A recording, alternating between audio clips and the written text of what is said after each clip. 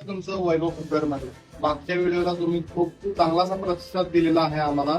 ब्लॉगला gents कापशीचा होता, पण खूप असे प्रश्न होते की दादा जेंट्स कापशी आहे पण लेडीज मध्ये काय आहे का? तर हो, आपण घेऊन आलो लेडीज साठी पण खास काम बघू शकतो. तर यामध्ये हा नॅचरल लेडीज कापशीचा कलर आहे. त्याला सुद्धा बारीक विणकाम आहे.